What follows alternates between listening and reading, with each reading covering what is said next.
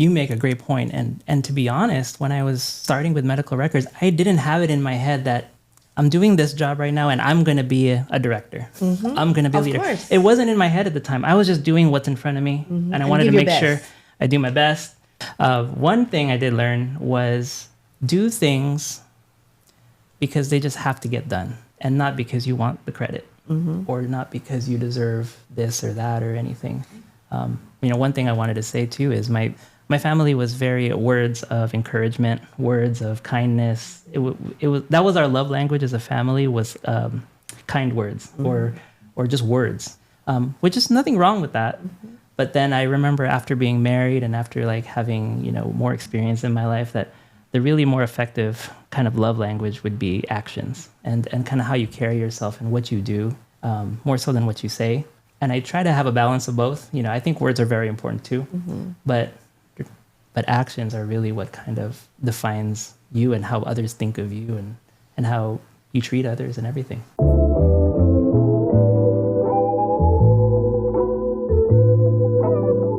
Hello, everyone. Good afternoon, everybody. We're back to our Friday podcast.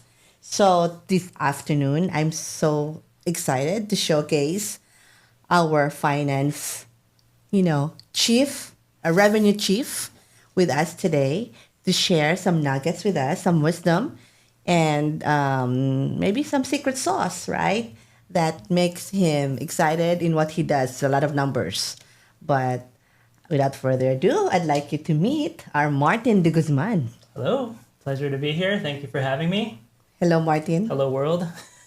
Yeah, so we've been hiding you for a long time. Most of our finance team are hidden, in the right? shadows. In the shadows. You don't see them all the time, right? People get to meet our sales or marketing team, but of course, our finance team directs our path for the most part, when it comes to business and to know where we're going. We like to work in the dark.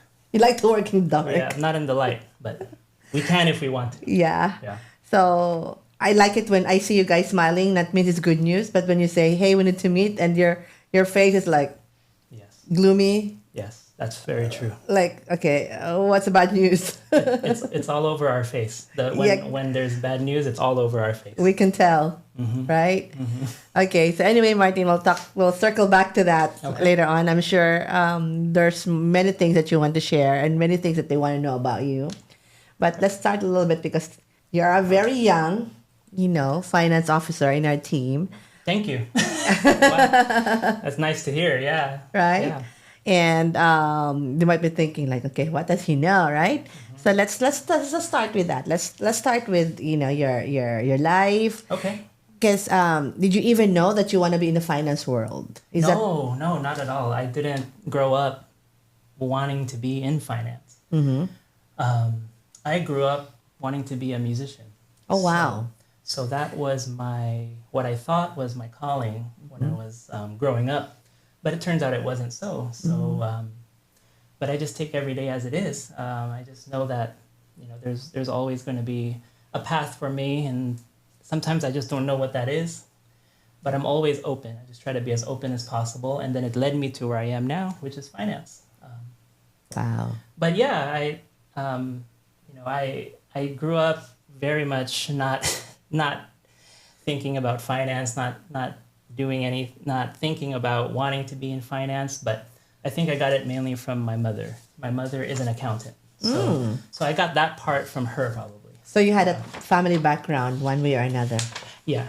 Right? Yeah. And it actually makes sense because my mom was an accountant, but my dad was a healthcare worker. So it makes complete sense. You got both healthcare and worlds. accounting, and here I am. You got both worlds right now. Yeah. I'm just going to move you a little bit closer to your mic, okay? Okay, yeah. There you go. So everybody can hear you. There you go. Is that better? Yes, there you go. Right, Very all right. clear. So again, I just want to stress that because sometimes we had everything planned together and we thought we got our lives figured out, or not at all. We don't know what we're going to do.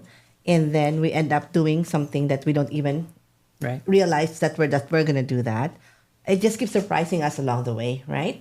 You just have to be open. Sometimes you don't really know what you're going to get into, and you don't really know what you're good at until you get to do it. A little background. How did you get, so I'm sure you've done so much in the past, but let's just talk about some old life a little bit. Sure. Because you were already doing billing, you're already looking at the numbers. Right. When you first landed in that job prior to us, did you come in recommended, or did you just apply because you need to have a job, or did you know what, I need to apply to this kind of position? How did it even start? Yeah, well, let me start at the beginning. Go ahead. So I'm a first generation American. My parents emigrated here around like 79, I think, and I'm pretty sure they're going to fact check me later. It's like, what, 79? But I think it's 79 when they came to the US. My mom and my dad came separately. My mom came here with my grandpa, who I was very close to. And then my dad came separately. They came here and they got married in 83. They came to California, got married in 83. I was born 2 years later in 85 in this area. I was born in Fontana, which is very much like close to this area. But they settled in Pomona at first, Pomona, California. And then growing up, we were living around apartments in Pomona and Ontario. And then we eventually settled in Chino Hills. Chino Hills is pretty much where I grew up. That's home. That's home to me. And growing up, I was another thing about me is that I'm an only child. So when I grew up, I didn't really have anyone to play with. I didn't really have any siblings, but it wasn't anything like my mom. My mom has one of 6. My dad's like one of 11. Wow, so big family. A big family. So I do have a lot of uncles and aunts here spread out across the United States and even in the Philippines too. So it's nice to go back, and when I ever do visit the Philippines, it's nice to see them. And here, I'm close to my mom's side's family. We're over here in America, and it's just I am part of a big family, and I'm very blessed to have that. But in school, I was good at math, but it really, really, really was not, my passion. I didn't grow up thinking, oh, I want to be an engineer, or I want to do something math related. What I did know about myself was, even though my mom was in finance and my dad was in healthcare, I was more of a creative. I was more of I wanted to do music. I wanted to do something with arts, the arts. And then in college, when I graduated high school, one of the gifts that I recognized myself having was I was a writer. Wow. So I really liked writing, and that's what prompted me to start my college journey with journalism. It didn't really work out. I don't think I went to the right school for it. So I ended up doing, what most kids do. It's like, hey, what do my parents do? And let's just see what they do and explore that. So what I actually did was I studied what my dad was doing, and what my dad did was he was an X-ray tech. So I do have an X-ray degree. So wow. I have a radiology technology degree. So I can take your X-ray. I know the bones. That's something that a lot of people don't know about me. With that degree, I was still really young. I still didn't know what my calling was career-wise. And then I remember just being really I don't know, this is for me. As much as I really love my dad, and I know what I got from my dad was he was such a hard worker, and I just know that as much as I appreciated what he did for me and what he did for our family, I tried that path, but it just wasn't for me. So I recognized later on, well, let me try my mom's side. Let's try the finance side and let's see how that goes. Eventually got a position at a healthcare company where I started pretty at the bottom, medical records. I did all the filing. It's good. Yeah, I did all the filing. I did all the, I had no degree. I had no business degree. I had nothing regarding, business, but this was 2000 and I want to say 2009, 2010. So I was just kind of learning everything about, and it happened to be a home health and hospice company. So I was learning everything I could about, medical records, charts, putting things in order, organizing, all of that stuff. And eventually I grew to love finance when I recall one of the directors of that company said, hey, Martin, can you try this project for me? Can you, I know you're not doing this. I know you're medical records, but can you try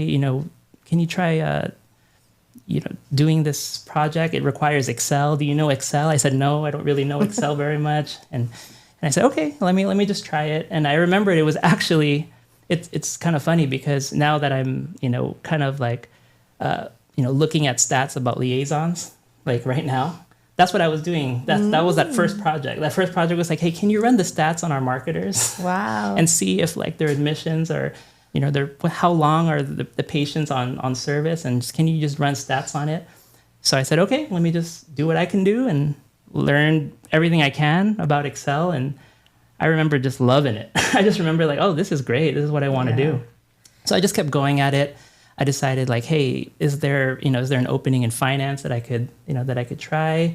And then, I guess I just got bumped up until I got to where I am today. I owe a lot to that company because I had my first team. I had my first, I actually hired someone for the first time, and all those things that you build. And then eventually growing to become somewhat of like a manager. Wow. So I really owe a lot, to that, to my, I guess, my career growth because of that company. So, I'm very thankful for just like where I am and kind of like where I am now. Yeah. I'd like to expound a little bit because a few weeks back we had Limber here, and all he did was talk about gratitude, and that's the same thing that you just talk about. You're looking back, you owe all of this to somebody who opened the door for you, because literally, unless, and I keep stressing and I keep talking about this even in our meetings, unless somebody opened the door for us, we cannot get in. And another one is, unless that door is open and invited us in, we will not also know what we can do or we're good at, right? We have to be invited and allowed to participate and allowed to explore until we realize, oh, really, I'm good at it. You don't know until you get there. You'll never know. But somebody has to pull you in that core. Without that person pulling you in, you're still going to be somewhere lost looking for what's in my next step. Another one is when you're saying about medical record. Medical record is organization. That's a very, very critical department. You have to be organized. You have to be urgent. You have to be particular. You have to be neat and in order, right? That's actually the first step in leadership. That's actually the first step in anything. You cannot say, I'll be a manager someday, I'll be a director someday, but you have to start in the bottom. Do you know how to file? Do you know how to put things together? If you don't know how to even file and put things together, put things away, how can you lead? This is a good starting point. You make a great point. And to be honest, when I was starting with medical records, I didn't have it in my head that I'm doing this job right now and I'm going to be a director. I'm going to be a leader. Course. It wasn't in my head at the time. I was just doing what's in front of me. And I wanted to make sure I do my best. I mentioned earlier, I was really close to my grandpa. My grandpa, who is my mother's dad, he was military. He was in the Philippine Army. And I remember him always telling me when I was growing up, and he would drive me all the time, me and him.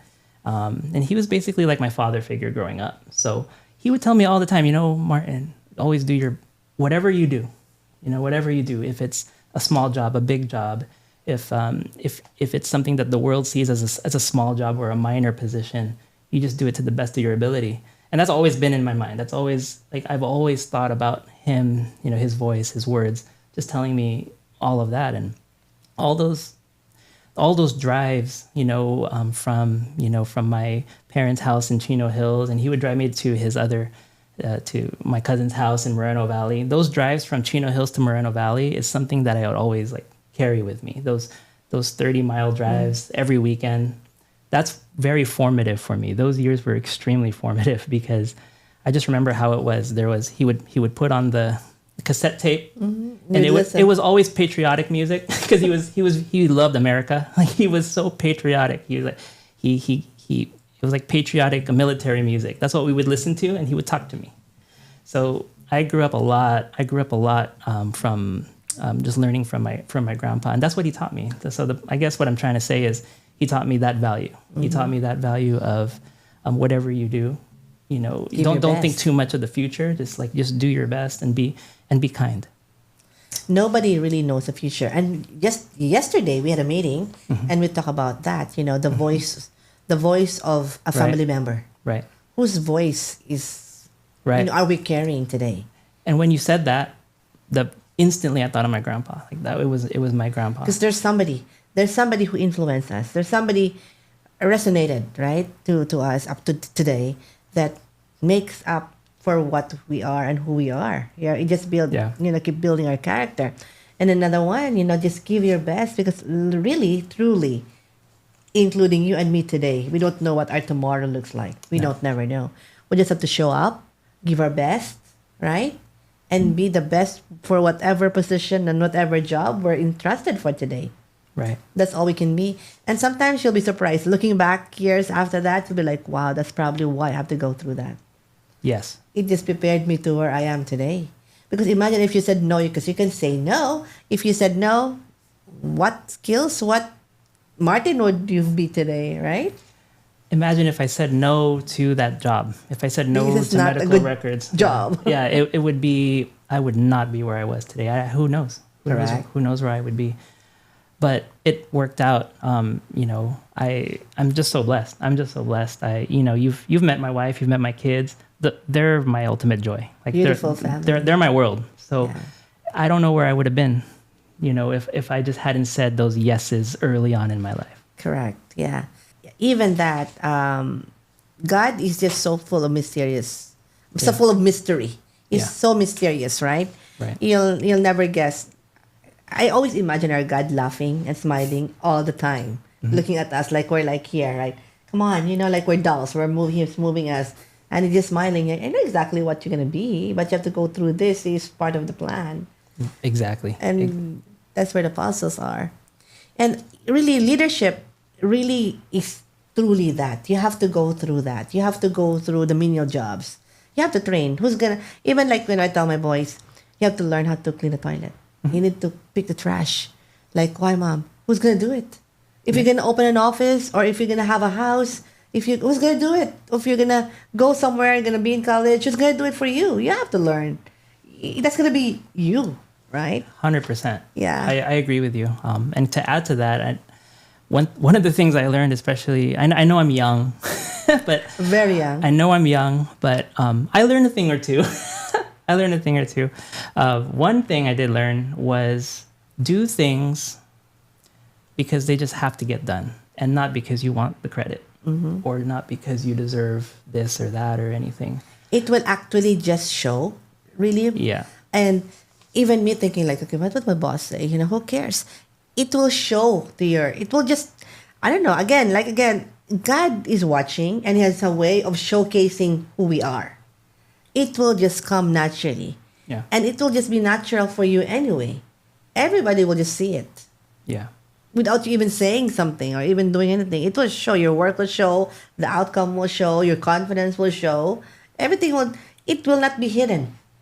It will all come out. Yeah, I agree. And it all comes out in, I think, your actions more than anything, more so than your words. One thing I wanted to say too is I grew up with with a family that was very, and I'm saying this not as a bad thing, but my family was very words of encouragement, words of kindness. That was our love language as a family, was kind words or just words, which is nothing wrong with that. But then I remember after being married and after having more experience in my life, that the really more effective kind of love language would be actions and kind of how you carry yourself and what you do, more so than what you say. And I try to have a balance of both. I think words are very important too, but actions are really what kind of defines you and how others think of you and how you treat others and everything. Yeah. Well, just collecting wisdom, I think. Yeah. And I even when I was talking to you guys, talking to the boys, even talking to myself, just collect wisdom along the way. It may not all be for you, but just put that in your pocket. You'll be collecting that when you're gonna be like you have your own family now, you have your own team now, or you're gonna be somewhere else. That will come handy anyway.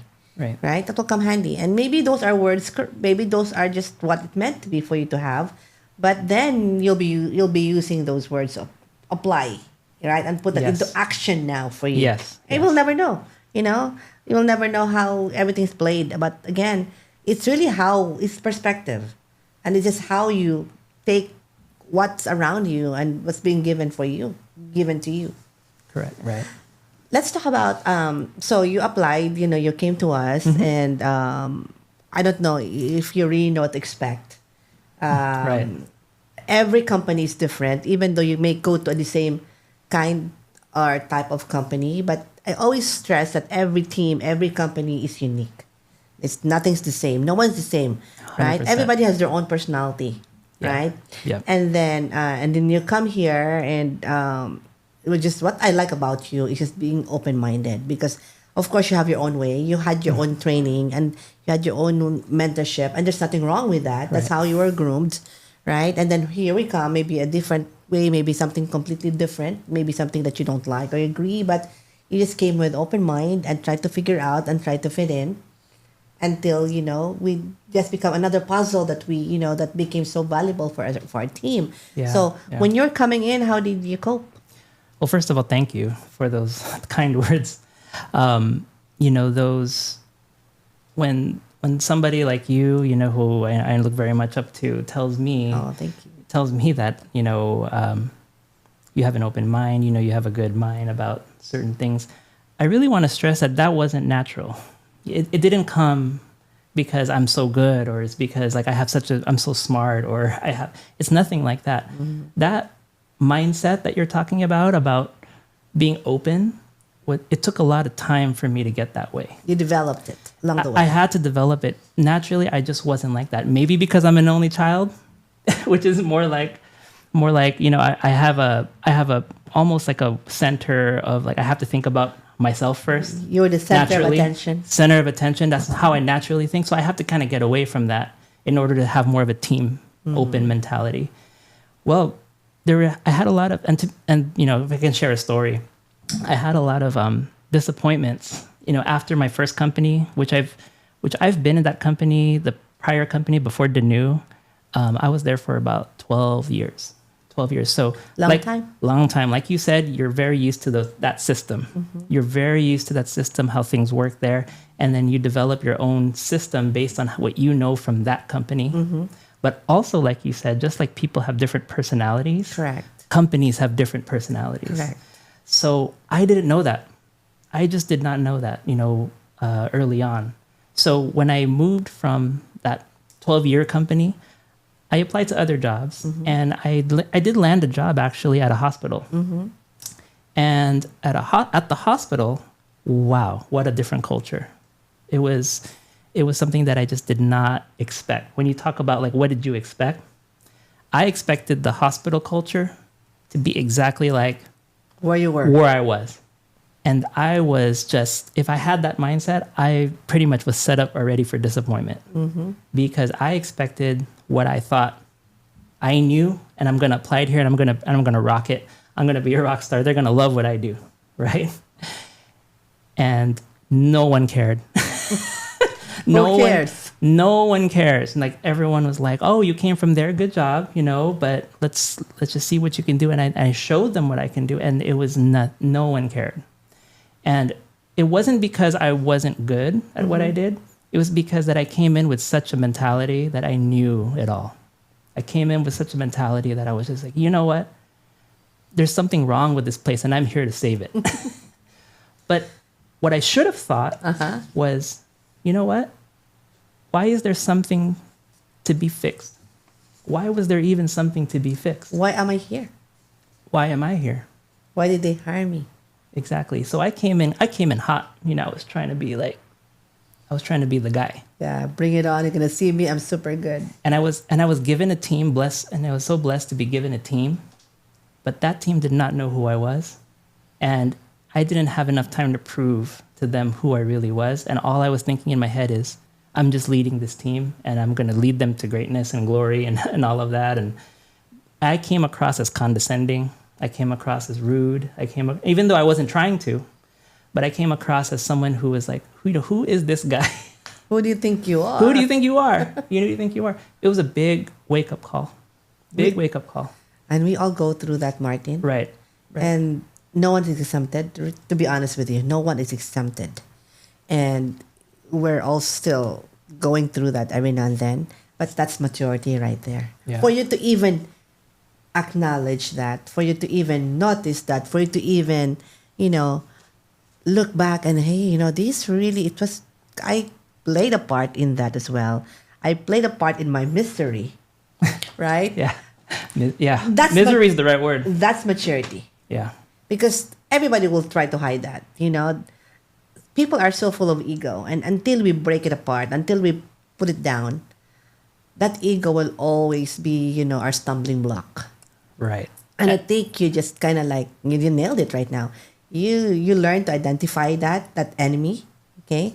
And you try to break it. No one can break it from you but you're right? And correct. That makes who you are today in what you do. That makes great leaders today. And they think leadership is just like a loose word. Oh, okay, leadership. We use it all the time. Oh, I can be now in this position.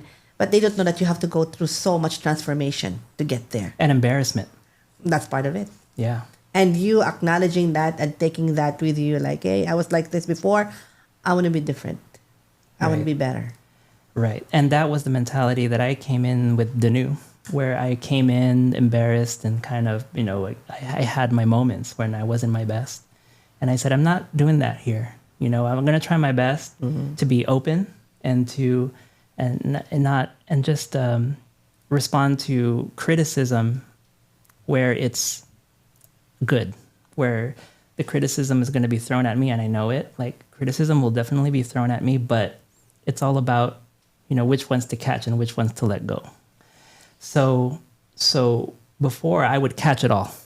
I would try to, every piece of criticism that was thrown at me in my early days or my younger days, I thought I had to catch everything. But then growing up, I'm thinking, you don't have to catch all of that. You don't have to catch every piece of criticism.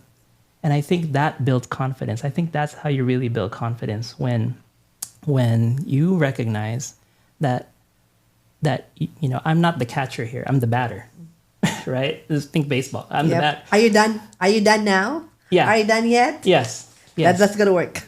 Right.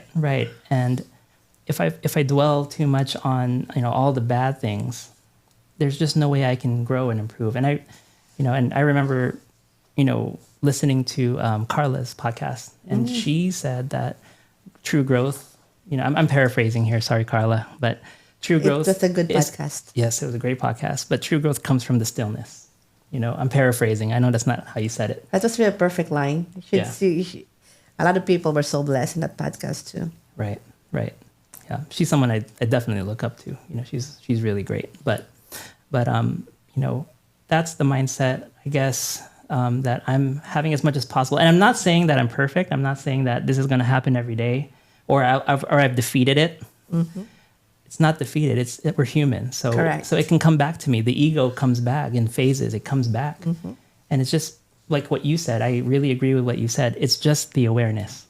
It's the awareness that's the important part. And if you're not aware of what you are and how you're applying yourself, there's no room for growth. That's the first problem right there. Yeah. It's like being married. I always look at it's easy to compare leadership, what we do at work, and having a family. Right? Being married to our spouses, and it's the same thing. You need to be able to recognize that, hey, I have to be better as well. For me to have a good role in this relationship, I have to play my role properly.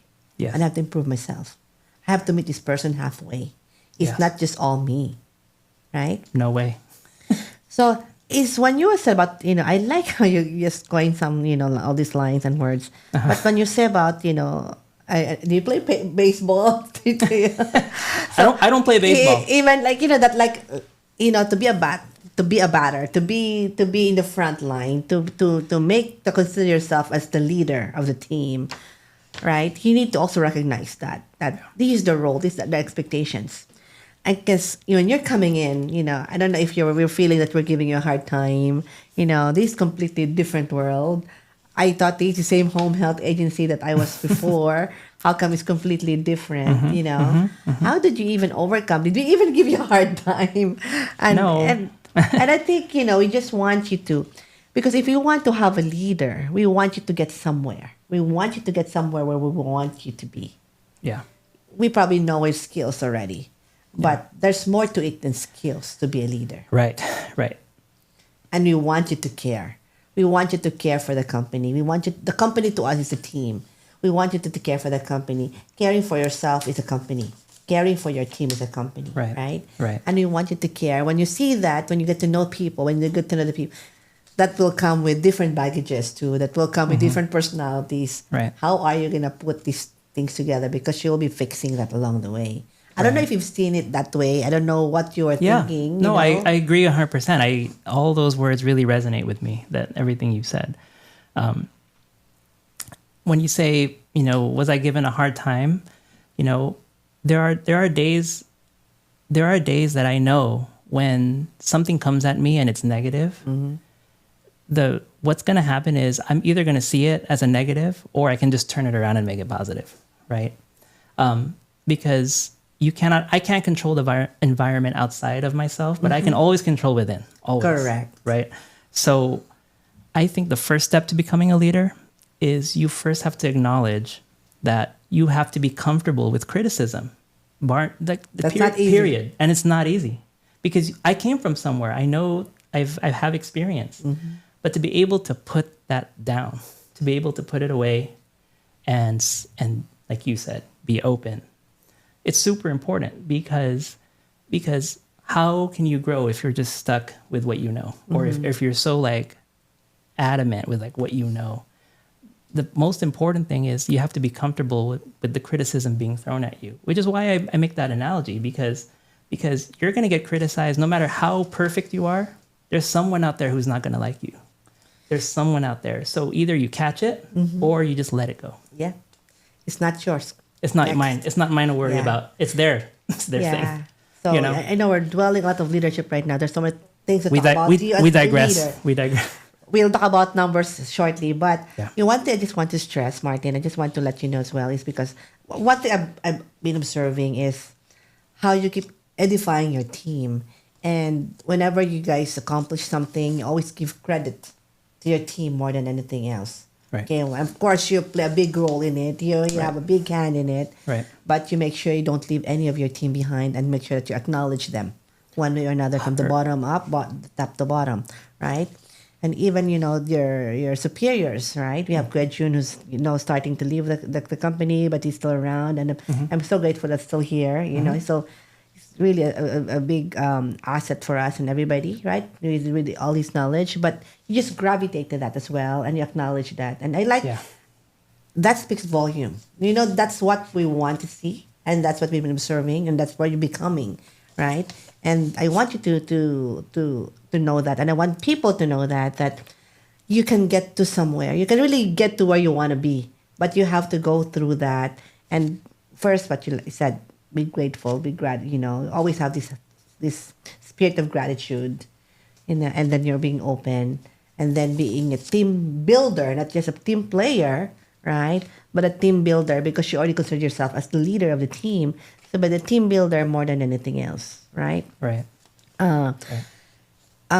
Numbers. Let's talk about your numbers. Because whenever we have so many projects all the time, and we like innovations, right? Yeah. And we always like to do something new, right? Right. And we want to always okay, let's figure it out. Let's see what we can do, to double our revenue, and see what we can do to improve our numbers. And we always want our numbers to keep going up, right? What is it that truly makes you excited? What is it that makes you excited in what you do every single day? Good question. What makes me excited? And I assume that you want to talk about numbers, right? And why would numbers excite me?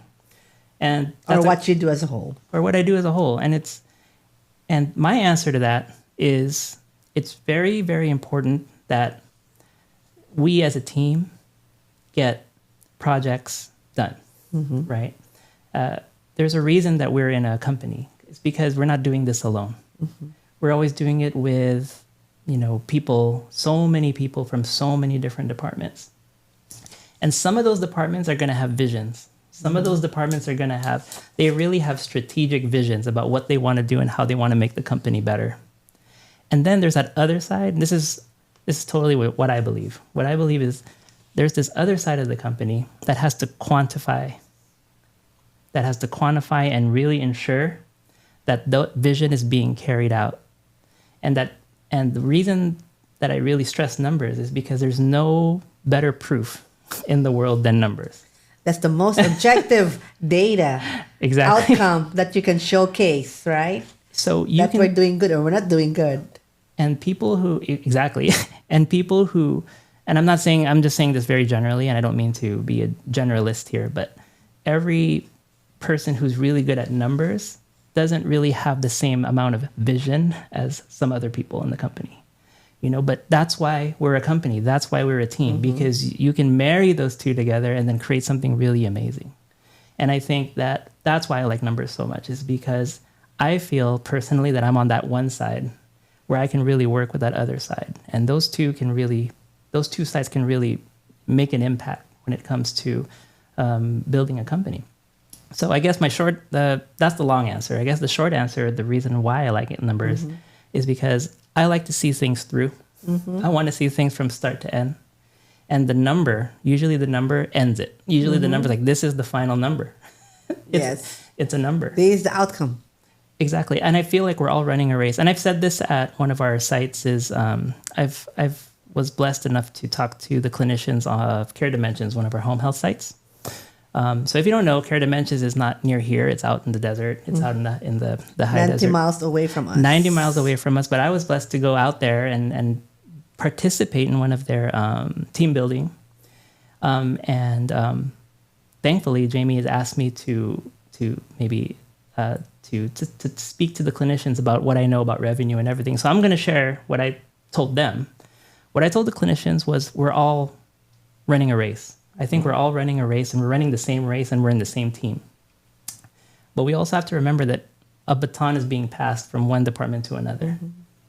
So you pass the baton to me, I pass the baton to you, and I feel like the clinical team has the longest part of the race because they're the ones that hold the baton the longest.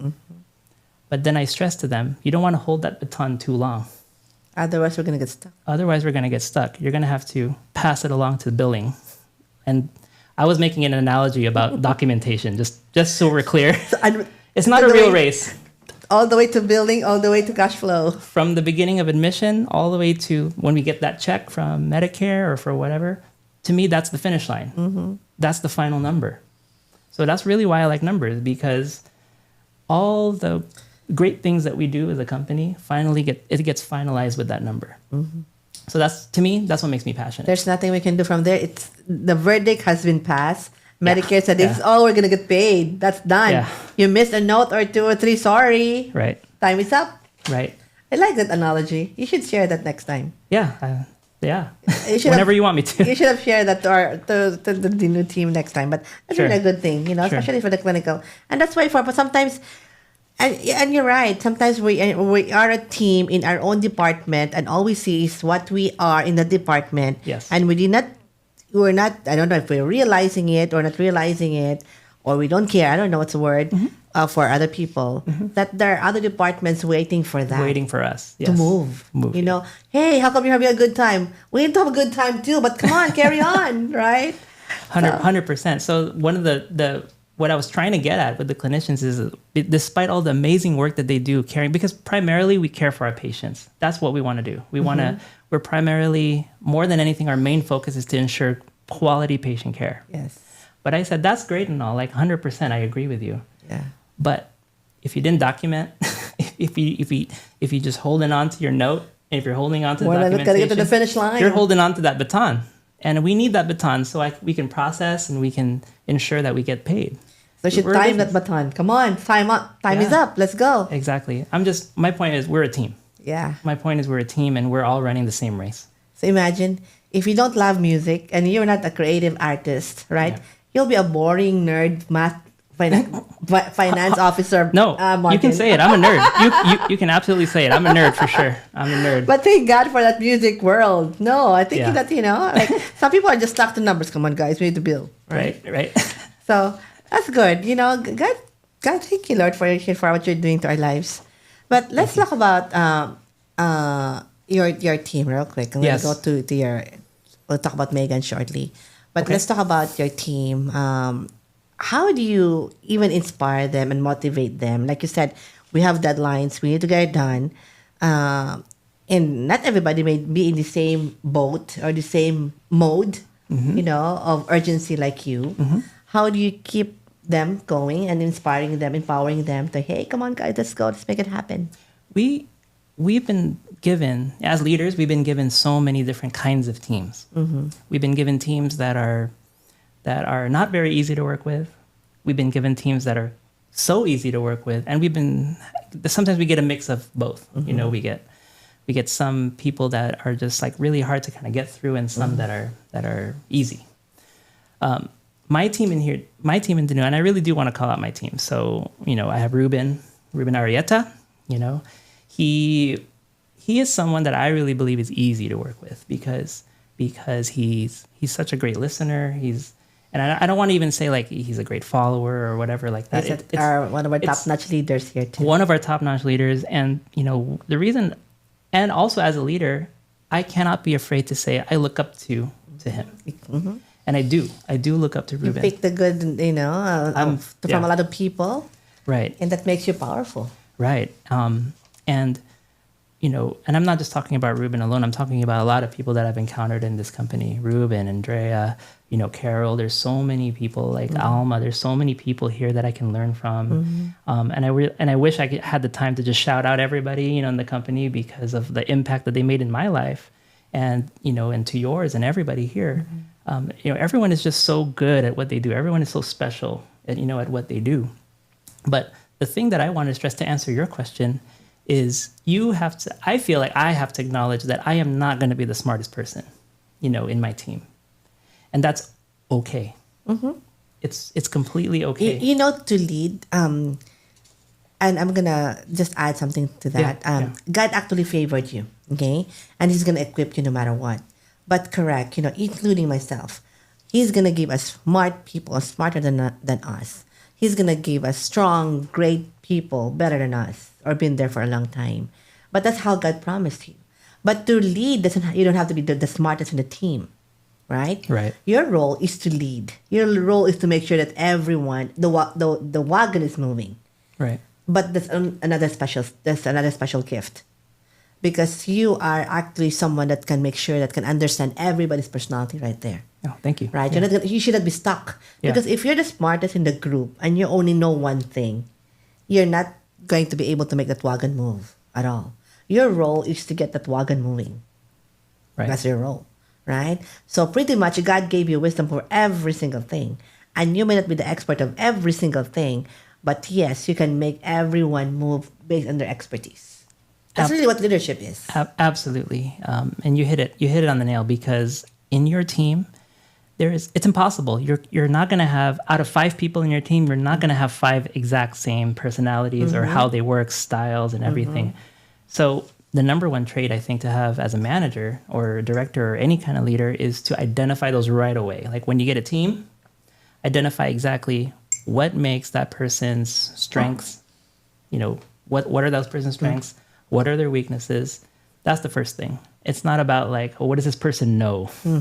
It's more about how are they going to be able to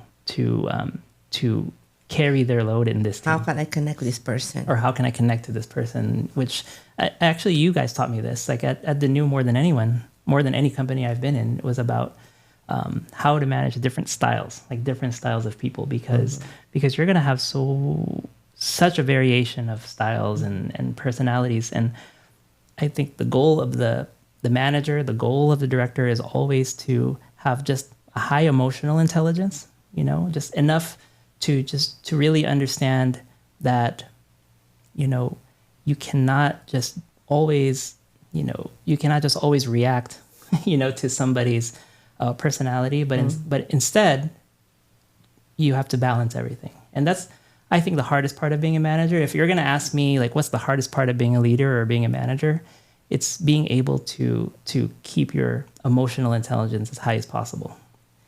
Because in the end, we're all human too. Like we all have these. Yeah, and we talked about that a while back, with Carla, I think. Yeah. For you to be at the top of your game, for you to be at the top of the positions in the company, it's more servanthood. It's being selfless more than anything. Yeah. You really have to be a servant, with a servant heart, right? To give way to the rest of the people, to be able to understand them, and sometimes to give way to the tantrums of other people, because they have to go through that until they get maturity as well, until they to get to where you are, if they can get to where you are, right? Yeah. So it's like being the oldest in the family, just being the head of the family, right? Just let them be. But at the end of the day, yay, we love them and we care for them. But again, and I always believe, Martin, in every position as well, I know you work hard, but a position is also appointments. It's also an appointment of God. Right. And before you even know that, He already knew where you're going to be and who you're going to be. You just have to go. That's why we go through what we go through, and we work where we need to work to go through the transformation moment. But it's a gift that we have to embrace. It's like sometimes when they ask me, why do you do that? Why is it so stressful? Because they look at me differently. Like even me, I didn't even choose to be where I am. Yeah. Sometimes you'll be surprised. It just landed on your lap. And you say, it's luck. It's not luck. It's an appointment. So what we do is we just embrace it. And then God will just equip you naturally. Equip you with the right team. Equip you with your wisdom. Right? Yeah. And many times, I don't have the best of attitude as well. I get mad easily. I can be annoyed, easily. But God will be the one to lead, for you. Right. Right? Like I speaks to you. So, and that makes it really wonderful, because you know that you're so favored in so multitude of ways. And you can see that you see the outcome in your team. You see the outcome of your work. And now you see the outcome in your family. Right. Right? We don't also want to be a company that we will work, and be the best be the top, in our game and get all our goals to get up there. But then we compromise our family. Yeah. So is there a big portion? What is that? I'm sure it does, but what is it that Megan does to you on a daily basis, to make you keep you going? What is the secret sauce between that relationship for you in your career? Well, I'll tell you that, you've gotten an opportunity to meet Megan. You know Megan personally and everything, and she's an amazing person. I'm not going to even talk about that. She's so wonderful. My goodness. Everyone's favorite part. She's a gem. Yes, and it's funny. Everyone's favorite part about me is Megan. So I'm like, okay, sure, good, go. That's fine. So it's a gift for you. yeah, that's fine. And what I want to say to that is, it's not necessarily what Megan does to me. I think it's what we both do to each other. Mm-hmm. I've actually followed her, her behavior, like as much as she follows mine. We're one and the same. You're a unit. We're a unit. We're not the same person by all means. We're not the same person, but we're still one unit, like you said. I'll tell you the difference, pre-marriage and post-marriage for me. And, everybody has, their own experiences, their own journeys. But for me, it was the fact of, and Megan knows, and when she watches this, she's going to be smiling right now because she knows exactly what I'm going to say. She knows that the first thing about, a good, I guess a successful relationship is not being afraid to call each other out. Is not being afraid to say to the other person that you messed up. You messed up. Yes. You didn't do so well there. Correct. And believe me, as someone who was an only child for so long, who's never really been criticized by his own parents or grandparents, very tough first couple years, because it's like, what? I thought I was... Yes, I'm the best there is. I thought I'm the best there is. Having that experience, I can only say that I'm just so blessed, because having that experience, as uncomfortable as it was maybe at first, it really, really, really helped me be aware, like you said. Like aware is the most important thing first. How I reacted to it comes later, but being aware was the seed. And I do the same to her. You know, when you mess up, I'm going to let you know, because I believe that that's the only way to grow. That's the only way to grow, is to acknowledge each other's faults. And, you know, what I like to tell people too, especially about marriage, is it's literally a mountain. And you want to get, and I think I've told you this before, you want to get to the highest view of the mountain. You want to climb to the top as a couple. But the higher you get, the harder it is, because there's less oxygen up there. You have to be more equipped. You have to be more equipped. You have to rely on each other. You have to rely on each other. You can't leave each other. Right. It gets steeper. Yep. It gets steeper. So, but because of that hard work, because of the fact that you're willing to go through the hard stuff, the view at the end is so much better. Correct. That's where the decision comes in. You know, you just decided to do that together. Yeah. Yeah. Yeah, just like anything in life. And I like that analogy, and I always use it as well. Yeah. Like me, especially me and Alan work together, is not the easiest, right? So we had our own share of battles and kind of like, you know, why did we do this together? Why did we work together? And yes, up to now, we call each other because no one's going to do it for you. But the intention is good. Yes. Right? You know, like if Alan criticized me or called me, hey, that was really off. Hey, he didn't say the right word right there. It's not because he wanted to hurt me. It's because he wants to make me a better person. And like in both ways. We listen to each other. Like, really? You know, I said that. You know, I didn't mean that. You know? Right. So because no one's gonna be truly outside. I always stress this. You know, your greatest cheerleader will always be your parents. Second is your spouse. Yes. Outside from that, none. True. That's very true. You'll be one lucky, great person right there if you can find a friend who can match it up. But really, rarely is it the same. Correct. Yeah. It's your mom, your parents, and then your spouse. Yeah. So those are the people that you're your core. You know. Yeah. So that's very, very important. And then the intention when you know that the intention is good, because like you, Martin, you know, my first year of marriage, me and Alan were so strong, independent. We had our own place. We had our own career. And then it was tough because I have to adjust to him. I have to submit. I have to submit as a spouse, Yes. as a wife. He has to understand me and meet me halfway, right?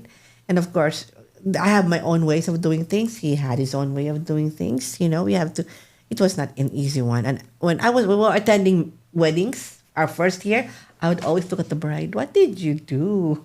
You were so happy before. How come you didn't stay single? You know that this is hard life. And sometimes and then he looks at me like, what are you thinking? Like, I feel sorry for her. Yeah. She doesn't know what she's getting into. Yeah. But you're right, you know. But you decided to love and be together. And you just keep going. And really, as you keep going and doing that, it's really getting better and sweeter as the years go by. That's exactly right. I could not live without my husband. Like I can't even imagine without Alan on my side. That's exactly right. And it only happens because of the hard work you guys put into it. And the decision. And God a marriage is blessed by God. Is a powerful, you know, family. So God just blessed that. And He'll keep working through you together. And just keep strengthening your core together. You're exactly right. And I always tell like my friends who are just, a lot of my friends are just like, you know, how come I can't, you know, hold a relationship? Or how come I can't do this? How come I can't do that? Really, the only thing I'm not gonna pretend I'm some wise man, but I'm gonna definitely tell them that when you are with somebody and you have a conflict with somebody, that conflict is not a sign or it's not a signal that you're incompatible sometimes. That conflict is just an opportunity to grow. Yeah. So it's just what you want to do. Are you willing to grow or are you willing to accept it as a incompatibility? So I just tell them that. And then it really kind of just lets them know like, okay, it's really me. It's really my desire, you know, and of course, like you said, guided by God, you know, because you have to pray for it. You have to pray for it. Yeah. Yeah. To pray for you and pray for your family because like, Lord, help me also. You need to learn to until God will transform you to be a better person. Likewise, your partner. Yeah. So what a blessing that is. So going back to our finance team, Martin, because I know our time is getting there. Okay. I always promise everybody we're gonna have it only for an hour, but quickly for our numbers, and I know we have so many things to talk about when it comes to numbers, and I didn't even realize, even me personally, I'm a nurse by profession, and I didn't realize getting into sales, getting into numbers, the revenue. I like those things. I like those projects. I like seeing, your outcome. I like looking at numbers day in, day out because it's the most objective thing there is. It cannot lie, right? Yeah. So if your star rating is low, it's low. It's just how it is. If your revenue is going down from what it was before, it's going down. Something's wrong. Yeah. So it's really is the most objective thing that the company can look at. And I like the way you look at this. Like, we are in this together. There's a team that looks at the vision and the plan and the goals, and the bigger goals. Yep. But at the same time, you're actually the ones that's grounding us all, because you're the most realistic department in the whole department. Hey guys, I know you're saying rah rah rah, but hey, our numbers doesn't show that. Right. And you have now a hand in making that revenue to move. Mm-hmm. We're working with Limber and all this rockstar sales team, right? Yeah. And our directors as well. How is it? How do you motivate them to keep the numbers going? Well, first and foremost, when I first talk to someone who you want movement from, let's say it's Limber, let's say it's somebody, in the company, and I want something from them. I want movement from them. Well, the first thing you have to recognize is that the first thing is you just can't say, I want this. You first have to connect. You have to connect. And it took me a while to learn that, especially in my previous companies. What are your goals too? The way you're asking me right now makes sense. Like, what motivates you, And I knew right away, when I got here, that you were the type of leader that wanted to connect. Mm-hmm. And that's the kind of leadership that, I'm wanting to pass on to, like, let's say anybody that I want something from. And it's just connecting with them first, just saying like, hey, if we don't get, the numbers, what do I need to do, or what can we do together? Make it collaborative. Mm-hmm. Because a lot of times most people are not good at working, when it comes to just feeling like it's just about that, and most of the time it's not just about that. Mm-hmm. It's about a relationship. Any person you go to business with, it's a relationship. Mm-hmm. And we're all gonna encounter companies in the past, in the present, in the future that do not have that same mentality. Mm-hmm. That, like I mentioned the hospital earlier, and I know you mentioned that too. And that's why I completely agreed, because I guess it's just so big. Hospital is just so big that they're not actually probably engaged with the goal of the whole company. Right. And they don't know. Right. They're just there for a job. Which is why it's so important to stay like local, with your team. Even if I'm in a hospital, it's about that local team that you have and connecting with them as much as possible. And that's something that I did fail to do in my last job. And I said, I'm not going to do that here. I'm going to try to understand everybody and try to just see what makes them happy. And I think that's just the first step. That's, if you have that and you're able to do that effectively, honestly, it's not going to be that hard, to work together to get to the goal you want. Yeah, I like how you said it, because at the end of the day, what's in it for me? And it's really, really true. Meaning, we have to meet each other's needs, right? Mm-hmm. Until they can also identify that need, then they're gonna get in. Then they're gonna work with you. And another one is your relationship. You need to have that bond. Yeah. And I always stress, people stays not because they have to work or they have high salary or they're the best job ever. Yeah. But they stay because somebody's there. Yeah. You want to be with the person, right? Yeah. You don't want to leave that person hanging. And sometimes it's not even your goal, but that's the goal of that person, not because you have a relationship already. Let's get this done, guys. Martin needs to have these numbers today. Yeah. Right? It's like I had just a chat with Arizona, and they're one patient short to get to their goal. Right. And it's like, make it happen. How many referrals did you have today? So make it happen today and get that numbers to show up. right? Right. So even though you're tired, oh man, who's gonna go out? It's late. It's the end of the day. Who's gonna go out? But someone's waiting for that, and someone's rooting for you. Okay, come on, let's go and make it happen, right? So even though you're crawling, but because the team, you belong to a team, it's a sense of belongingness, right?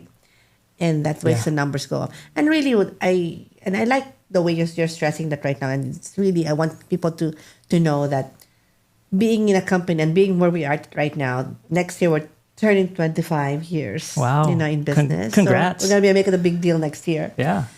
And really, we just built our company, just enjoying for the moment and having good relationship and having good outcome, and to get that, together with that, and enjoy the journey, and make sure that you don't leave anyone behind.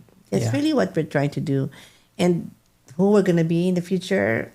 I didn't even realize we're gonna be here where we are today. We didn't realize that we're gonna have several companies today. It just showed up. And again, God, I think it's just planting that naturally. Yeah. It's been planned all along. I would just show up, right? Yeah. Any tips for our future finance officers out there? If there's something you want to share, 1, 2, or 3, what do you think they should know to get started? And what do you think that you can really share to them if they're aspiring to be another Martin in the future? What would it be? Okay, if you ever aspire to want to be me, which is very weird to say, the first thing I would always stress to people, is when you have a team, when you're blessed with a team eventually, you got to let them know that you have their back. Mm-hmm. You got to let them know. Because these are the people that will propel you forward and you propel them forward. It's a team, right? So if you don't have that team mentality in your brain, you're never going to be a good leader, ever. Mm-hmm. If you don't have that team mentality, if you don't have the collaboration mentality, but if you have the mentality where you will have their back, and this is what I always tell my teams in the past and even now, I always tell them this, I give them this speech. It's literally this speech. I say, everything you do, I'm going to have to answer for. In the end, I'm going to be the one to take the fall for you. I will never put you under the bus, throw you under the bus. Just know that everything you do is my responsibility. I have your back. And then that does, to me, in my experience, that phrase alone does wonders. Mm-hmm. Because it makes them believe that I do have their back. And I'm being genuine when I say that. And they'll just keep working hard, knowing what if they make a mistake. Right. Somebody will be there to catch them. Right. Right. Because in the end, I'm going to have to answer for all that happens in this department. Mm-hmm. So, love your team. I think that's the number one thing. Love your team as if, like you just said in the meeting, how you want to be treated. You treat your team that same way. Mm-hmm. Yeah. That would be number one. That would be my first tip. So now second, it's a little more technical if you want to get into like numbers and finance. Nowadays we have so much more resources than we had in the past. YouTube is just so helpful, all of these things. It's always good to, like you said, equip your mind with as much knowledge as you can. Keep learning. Whether it be through school, whether it be through self-learning or whatever. But there's no better practice than to try and fail. Mm-hmm. There's no better practice than to just go for it. And if it's exactly not how you want it, change it, fix it. And that's kind of what I tell my kids. If they ask me how to do something, I'm never going to just tell them how to do it. I'm just going to say, well, you try and then just see what happens. And then if they fail, I like that because now I can see they're thinking. So same with your team. So just, I would always stress, don't be afraid to fail. Like, don't be afraid to be embarrassed. Don't be afraid to actually be comfortable with criticism. That's the other thing. So everything that we said in this podcast now, number one, I would just say be comfortable with the criticism, because no matter how good you are, no matter how talented you are, you will be criticized. Mm-hmm. There's someone that's going to want to, if you put your head above the crowd, there's someone that's going to want to cut it off. Mm-hmm. No, you can't avoid that. But what you can always ensure is that everything that happens to you starts internally. Mm. Well, of course, God, and then internally. Mm-hmm. Because you can't control everything out there. Correct. You cannot. So those are the top two things, I believe. If you want to be a leader, The skills are going to come. The skills come with practice and learning. That's the easy part. Keep collecting them. Yes. But the hard part is, I think the hard part is establishing that, like you said, I think you used the word maturity. And that won't come unless you're willing to take the fall, to be embarrassed. Yes. To be mature, you have to go through all those stuff that you don't want to go through.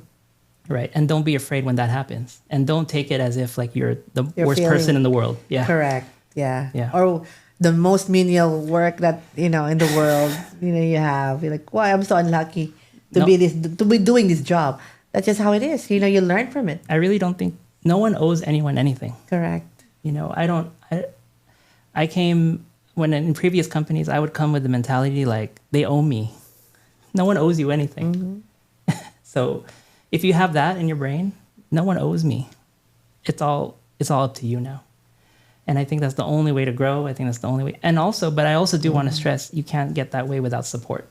So find the support that you need, whether it be coworkers, whether it's your team, whether it's your spouse. It takes a village to become who you are. You can't do it alone either. So those are my, I guess, tips. Yay. Thank you, Martin.